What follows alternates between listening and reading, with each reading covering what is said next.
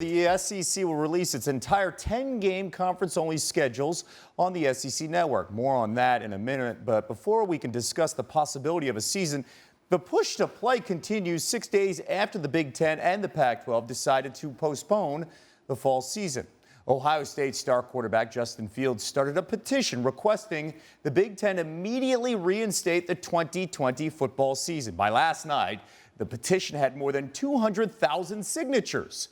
Here's Fields this morning during the debut of Keyshawn, J. Will, and Zubin on ESPN Radio.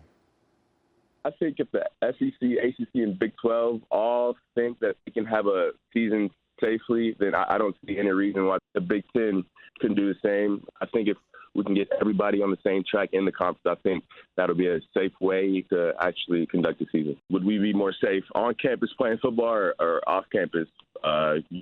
Just doing whatever. I think COVID, you can contract it anywhere, and I feel more safe at the facility around my teammates, knowing my teammates are going to get tested twice a week, and that's kind of the safest environment for it. Now, parents of Michigan football players wrote a letter to Big Ten Commissioner Kevin Warren and school president Mark Schlissel, which said in part, quote, "We feel that the decision to cancel the 2020 season was premature. We also believe that the Big Ten and university presidents failed to exercise due diligence by not acquiring the input of the very student athletes their decisions would impact."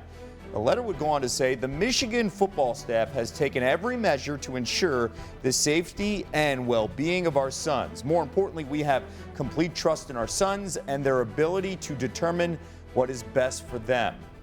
Staying in the Big Ten, Penn State AD Sandy Barber had these comments earlier today.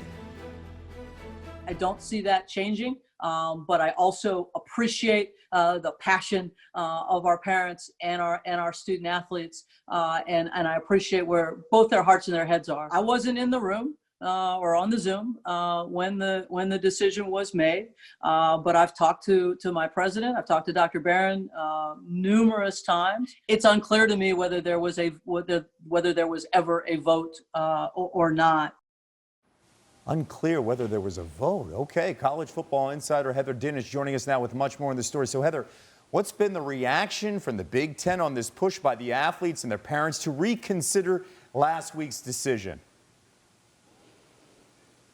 Well, so far, it's been silence, quite honestly. I have reached out to the Big Ten and directly to Commissioner Kevin Warren, and they have had no further comment on the matter to this point, other than to say they have received the letters from the parents. Now, the parents have asked to meet with Kevin Warren, and they have given him a deadline of Wednesday to try and figure out some way to get some answers to their questions and lend a little bit more transparency to the process. But this has been a public relations nightmare for the Big Ten, but like Sandy Barber said, in spite of all of it, it doesn't seem that anything is going to change. Okay, let's go to the ACC now. Syracuse, they returned to practice over the weekend after missing a few days because of player concerns about COVID-19 precautions.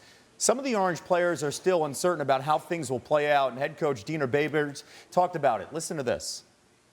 When someone says, can you tell me 100% this is not going to happen? The answer is, I'm not sure I can tell you 100% anything is going to happen besides one or two things that's kind of biblical.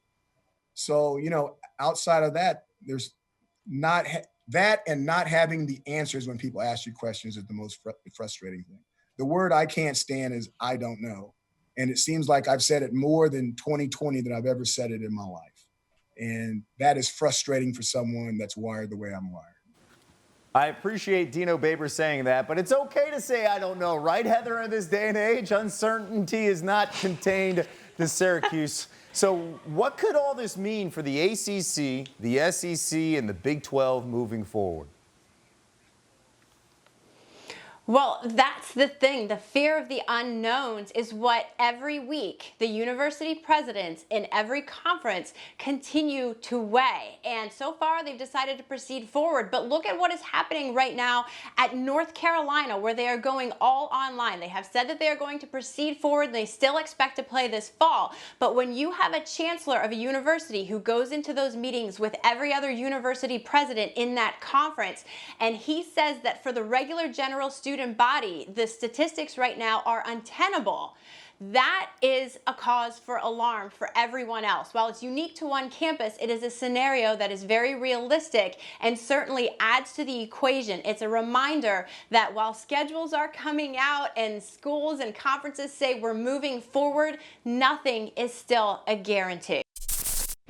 Thanks for watching ESPN on YouTube. For live streaming sports and premium content, subscribe to ESPN+.